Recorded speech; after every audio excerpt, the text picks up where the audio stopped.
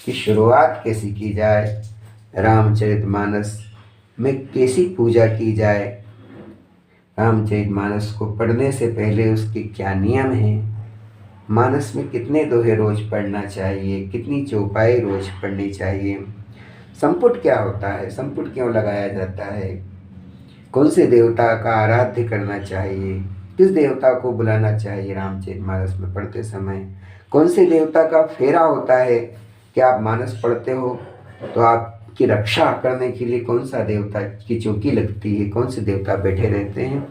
ये नाना प्रकार के प्रश्न आप लोगों ने कमेंट्स के माध्यम से हमारे अलग अलग चैनलों पर पूछे थे। उसका हमारा प्रयास रहेगा कि हम इसमें आपको भी जवाब दें। वीडियो पसंद आता है तो आप इसे लाइक कीजिए। हमारे चैनल पे पहली बार आए हैं तो अमृत वर्षा चैनल को सब्सक्राइब करें। और यदि आपकी और कोई जिज्ञासा है जो रामचरितमानस के विषय में हो तो आप हमें बता सकते हैं।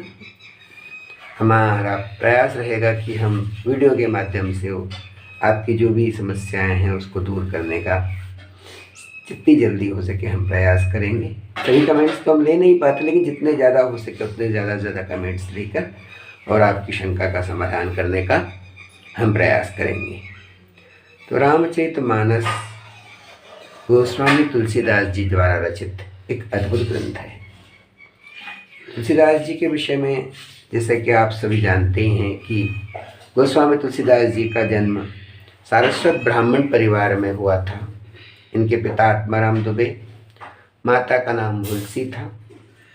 बचपन में जब पहली बार इन्होंने कोई शब्द बोला तो वो राम बोला, इसलिए इनका नाम राम बोला भी हुआ। और बाद में राममय ही जीवन रहा। युवावस्था में इनका विवाह रत्नावली देवी से हुआ। विवाह उपरांत वे अपने कार्य में लग गए, लेकिन वे किसी भी कारण से इतने ज़्यादा आसक्त अपने गृहस्थ जीवन में हो गए कि वो उनकी पत्नी को एक दिन के लिए भी नहीं छोड़ते थे। 3-3, 4-4 साल हो जाते हैं वो मायके नहीं जा पाती थी। जब भी कोई परिवार वाला उनको लेने के लिए आते तो वो किसी भी बहाने से उसको टाल दिया करते थे। एक बार वो अपने काम से कहीं थोड़ा सा बाहर गए, पत्नी के भाई उन्हें लेने के लिए आए और उन्हें लेकर चले गए। शाम को जब गोस्वामी तुलसीदास जी घर गए और इन्हें अपनी पत्नी को नहीं पाया तो उनसे उनकी पत्नी से मिलने की इच्छा प्रबल हुई और वो घर से उनसे मिलने के लिए निकल गए। शाम का समय था, बारिश भी बहुत ज़्यादा हो रही थी।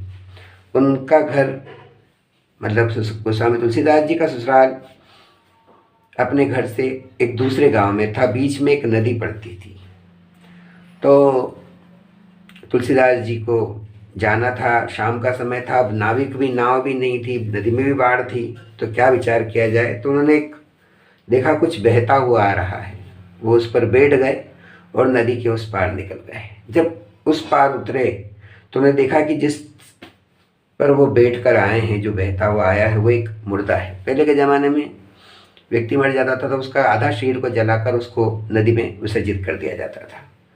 तो उस मुर्दे पे बैठकर वो इस पार आए।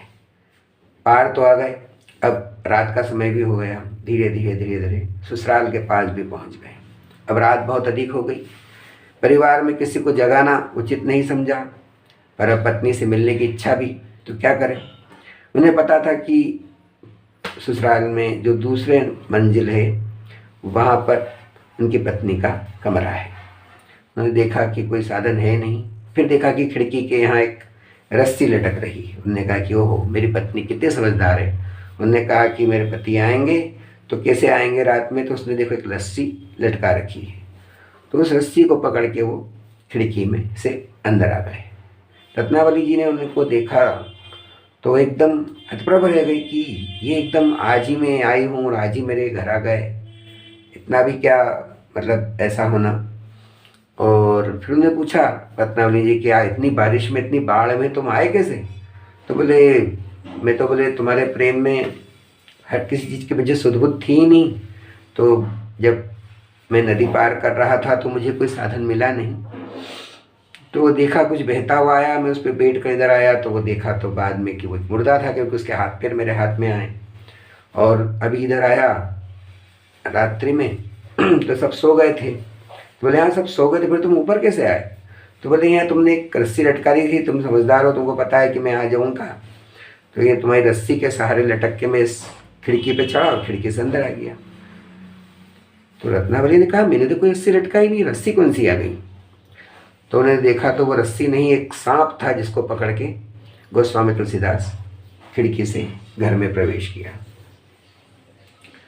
पत्नी को बहुत दुख हुआ कि देखो मेरे पति कितने आसक्त हैं मेरे प्रति, और उन्होंने बोला देखो मैं सालों से अपने घर आती नहीं हूँ, मायके में आती नहीं हूँ, आज आई तो आज ये भी यहाँ चले आए और इतने प्रेमानंद हैं कि इनको न मुर्दा दिखाई दिया न सांप दिखाई दिया। तो उन्हें थोड़ा सा क्रोध भी आया और उन्होंने कहा अपने पति को कि जो ये हाड़ मांस का शरीर है, हड्डी है, मांस है, इसके अंदर रक्त भरा हुआ है, मज्जाएं हैं, विष्ठा भरी हुई है इतनी ज़्यादा, उस शरीर से तुम इतना प्रेम करते हो, जो हे दृष्टि से देखने वाला है उससे इतना प्रेम कि तुम्हें प्रेमानंद हो कि तुमने तो मुर्दा दिखा ना सांप दिखा और तुम चढ़े आ रहे हो। जितना प्रेम तुम हमसे करते हो उतने अगर श्री राम से करते तो तुम्हारा जीवन सफल हो जाता, तुम वैकुंठ को पहुंच जाते। जितना प्रेम किया हमसे उतना करते राम से तो पहुंच जाते वैकुंठ। ऐसी उन्होंने कुछ बातें उनको कही। तुलसीदास जी को भी लगा कि हाँ ये बात तो सही है कि मैं इतना ज़्यादा प्रेमानंद हो चुका हूँ कि मैं कुछ न मुर्दा देख रहा हूँ, जबकि ब्राह्मण हैं हम, इदम ब्रह्मण इदम न मम, हम किसी चीज़ को छू लेते हैं, मुर्दे को 3 बार नहाते हैं, यज्ञों पर भी चेंज होता है, परिवर्तित उसके बाद भी। और उनको वो बात लग गई। उसी समय जहाँ पे वो खड़े थे उन्होंने अपनी पत्नी को प्रणाम किया। और ऐसी दंत कथा में निकलता भी है कि गोस्वामी तुलसीदास जी ने उन्हें कहा कि तू पत्नी मेरी धर्म की माता, और उन्हें धर्म की माता कहकर उनको प्रणाम किया। और वहाँ से फिर वो अपने घर में गए, संतों के साथ बहुत दिनों तक प्रवचन किया, भगवान के साथ संतों के साथ बहुत सानिध्य रहा उनका, संतों के साथ जीवन को सफल किया। लेकिन मन में एक शांति नहीं मिल पा रही थी, बार बार मन में एक दाह बना हुआ था। तो गोस्वामी तुलसीदास जी महाराज ने सोचा, विचार किया, अयोध्या में बैठे हुए थे कि कुछ ऐसा किया जाए जिससे मन में शांति मिले। शांता सुखाय, मन में शांत, मन शांत कैसे हो? मन की शांति के हेतु गोस्वामी तुलसीदास जी ने श्री रामचरितमानस इस महाग्रंथ का वहाँ पर लेखन कार्य किया, जो अपनी मन की शांति के लिए। गोस्वामी तुलसीदास जी ने रामचरितमानस में वर्णित कर रखा है कि स्वांतः सुखाय तुलसी रघुनाथ गाथा भाषा निबद्धमति मंजुल मातनोति। अपने मन को शांत करने के लिए, अपने मन में जो दाह है उसको शांत करने के लिए मैं श्री रामचरितमानस का टीकाकार कर रहा हूँ, लिख रहा हूँ। गोस्वामी जी ने ये ग्रंथ लिखा, अद्भुत ग्रंथ लिखा। और उस समय के भी, क्योंकि देखो जहाँ संत होते हैं वहाँ दुष्ट भी होते हैं, असंत भी होते हैं, तो कई लोगों ने उनका बहुत विरोध किया। राजा के पास बात पहुँची कि वो एक ग्रंथ लिख कर बैठा है और उस ग्रंथ के कारण सब लोग पागल से हुए जा रहे हैं, और जबकि वो एक भ्रम फैलाए जा रहे हैं। राजा ने भी कहा कि इसकी पुष्टि होनी चाहिए। तो भगवान शिव के मंदिर में सारे ग्रंथों के नीचे रामचरितमानस रखा, उसके ऊपर बड़े बड़े ग्रंथ रखे गए। और तुलसीदास जी ने कहा कि यदि रात भर के अंदर आपका ग्रंथ यदि सबसे ऊपर आ जाता है तो हम मानेंगे कि आपने जो जो रामचरितमानस में लिखा है वो सत्य है और प्रमाणित है। गोस्वामी तुलसीदास जी को बाहर, मंदिर के बाहर बैठा दिया गया, बाकी सब लोग भी बाहर बैठे रहे। वो ग्रंथ को, रामचरितमानस को सबसे नीचे रखा गया, उसके ऊपर सभी बड़े बड़े ग्रंथ रखे गए और सभी लोग बाहर इंतज़ार करने लगे। बाबा गोस्वामी तुलसीदास जी, मैं बाबा जी कहता हूँ उनको, बाबा जी बाहर बैठ के राम नाम का कीर्तन कर रहे, श्री राम जय जय राम, श्री राम जय राम, जय जय राम, श्री राम जय राम, जय जय राम, श्री राम जय राम, जय जय राम, श्री राम जय राम, जय जय राम। ऐसे बाहर बैठकर भगवान का ध्यान करने लगे। प्रातःकाल भी किसी ने दरवाज़ा खोला नहीं, मंदिर के दरवाजे अपने आप खुले। सब लोग बड़े आश्चर्य, मंदिर का दरवाजा अपने आप कैसे खुल गया। और देखा तो श्री रामचरितमानस रामायण सबसे ऊपर, और उस पर भगवान शिव ने हस्ताक्षर करे, सत्यम शिवम सुंदरम। इस प्रकार भगवान शिव के हस्ताक्षर सत्यम शिवम सुंदरम उसके ऊपर लिखा हुआ पाया गया। और इस रामचरितमानस की पुष्टि हुई कि रामचरितमानस जो सदग्रंथ है वो सत्य है, उसमें बताई गई सारी बातें सत्य हैं, सुंदर हैं। शिव ने उसको हस्ताक्षर किया, प्रमाणित किया। और उसके बाद जो वहाँ के जितने भी कवि थे, राजा थे, सभी ने उसको सम्मानित किया। और आज देख रहे हैं आपके घर घर में रामचरितमानस है, घर घर में इसका पाठ किया जा रहा है। सभी के लोगों के प्रश्न ये थे कि रामचरितमानस की शुरुआत कैसी की जाए, रामचरितमानस में कैसी पूजा की जाए, रामचरितमानस को पढ़ने से पहले उसके क्या नियम हैं, मानस में कितने दोहे रोज पढ़ना चाहिए, कितनी चौपाई रोज पढ़नी चाहिए, संपुट क्या होता है, संपुट क्यों लगाया जाता है, कौन से देवता का आराध्य करना चाहिए, किस देवता को बुलाना चाहिए रामचरितमानस में पढ़ते समय, कौन से देवता का फेरा होता है कि आप मानस पढ़ते हो तो आपकी रक्षा करने के लिए कौन सा देवता की चौकी लगती है, कौन से देवता बैठे रहते हैं। ये नाना प्रकार के प्रश्न आप लोगों ने कमेंट्स के माध्यम से हमारे अलग अलग चैनलों पर पूछे थे। उसका हमारा प्रयास रहेगा कि हम इसमें आपको भी जवाब दें। श्री रामचरितमानस को स्वामी तुलसीदास जी ने शांता सुखाय, अपने मन को सुख देने के लिए लिखा है। यह भगवान भोलेनाथ के मन में था। बोले कृष्ण जी से सुना है भोलेनाथ ने नीलगिरी पर्वत पर भूमि कथा आगे आई, हम उसके बारे में भी चर्चा करेंगे। रामचरितमानस को शुरुआत करने से पहले मानस, ये रामचरितमानस मेरे पिता पढ़ते थे, मेरे पिताजी के हाथ की।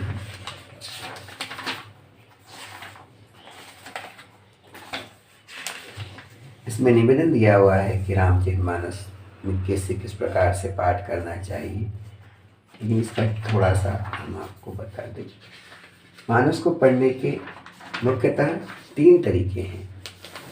जो नवरात्रि में रामचरितमानस का पाठ करते हैं वह नवपारायण करते हैं। नवपारायण मतलब एक दिन में एक नवपारायण, दूसरे दिन में दूसरा नवपारायण, ऐसे ऐसे सतत 9 दिन में नवपारायण करते हैं। जो रामायण जी का 1 महीने में पाठ पूरा करना चाहते हैं, जिन्हें किसी के प्रकार का कोई संकट हो, कोई भी समस्या हो, तो वो रामायण को 1 दिन में पूरा करना चाहते हैं, तो मानस में 30 विश्राम हैं। उन विश्राम के आधार पर आप रामचरितमानस को 1 विश्राम रोज पढ़कर आप 30 दिन में रामचरितमानस को पूरा कर सकते हैं। नवपारायण का जैसे मैंने आपसे चर्चा की, नवपारायण में 9 दिन में पहला विश्राम आपको कौन से पृष्ठ पर समापन करना है, दूसरा विश्राम कौन से पृष्ठ पे, तीसरा कौन से, चौथे कौन से, ऐसे 9 दिन में रामचरितमानस को लोग 9 दिन में, प्रथमा जैसे कि चैत्र नवरात्रि आती है या कार्तिक नवरात्रि आती है, उसके 9 दिन में लोग नवपारायण के द्वारा रामचरितमानस पूरा करते हैं। वैसे खंड रामायण पाठ भी होता है, 24 घंटे में रामचरितमानस को पूरा कर दे। अगर 24 घंटे सतत पढ़ते हैं तो रामचरितमानस एक बार में पूर्ण हो जाता है। उसी प्रकार यदि 1 माह में 1 बार पढ़ना हो, 1 बार में पूरी रामचरितमानस को पूरा करना हो, तो उसके लिए 30 दिन के 30 विश्राम दिए गए हैं। पहला विश्राम कौन से पेज पे, दूसरा विश्राम कौन से पेज पे, तीसरा विश्राम कौन से पेज पे, चौथा कौन सा, पांचवा कौन सा। इस प्रकार 30 विश्राम 30 दिन के हिसाब आधार पर दिए हुए हैं। तो वैसे भी पढ़ सकते हैं, नवपारायण से भी पढ़ सकते हैं। अब जो ना 30 दिन में रामायण पढ़ सके, जिसका इतना समय नहीं हो, जो नवपारायण नहीं कर सकता 9 दिन में पूरा करे, तो उनको मानस पढ़ने के लिए ऐसा कहा गया है कि उन्हें 5 दोहे और नित्य पढ़ना चाहिए। पहला दोहा, दूसरा दोहा, तीसरा, चौथा और 5वां दोहा। जैसे 5 दोहे भी अगर ये आप रोज पढ़ते हो तो भी आपका कल्याण होगा। गोस्वामी तुलसीदास जी ने रामचरितमानस में एक अद्भुत चीज लिखी कि राम से जुड़ो भाई को भाई अनक आलस ही, श्री राम जपत मंगल दिशि दिशि। किसी भी भाव से रामायण पढ़ना, राम जी के पास आना, उससे आपका कल्याण ही होगा। ऐसा गोस्वामी तुलसीदास जी ने रामचरितमानस में वर्णित है, जो हम आगे पढ़ेंगे। रामायण जी को जो पढ़ना चाहते हैं, जो शुरू करना चाहते हैं, तो 2 प्रकार से पूजन होती है। एक पंचोच्चार से पूजा होती है, एक होती है षोडशोपचार पूजन। तो यदि आप षोडशोपचार पूजन करना चाहें 16 माताएं बिठाकर, तो वैसे भी कर सकते हैं।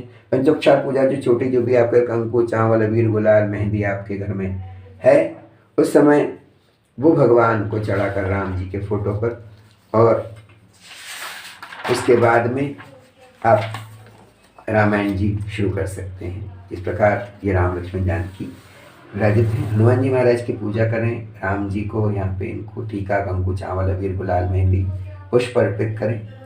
और इसी पंचोपचार पूजा के द्वारा भी आप रामचरितमानस का पाठ प्रारंभ कर सकते हैं।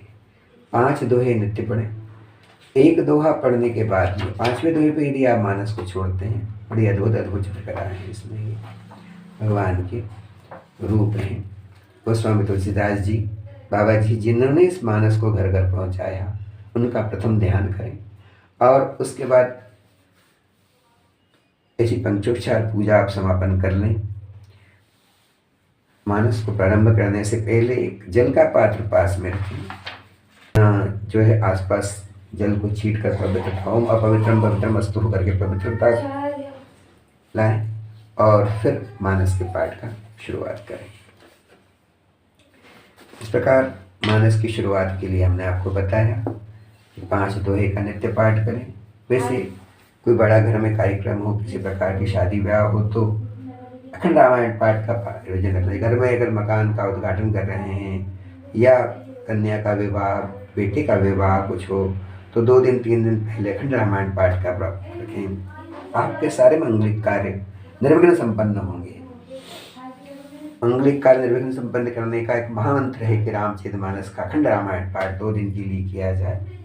षोडशार्थ पूजन से शुरुआत करके अंतिम दिन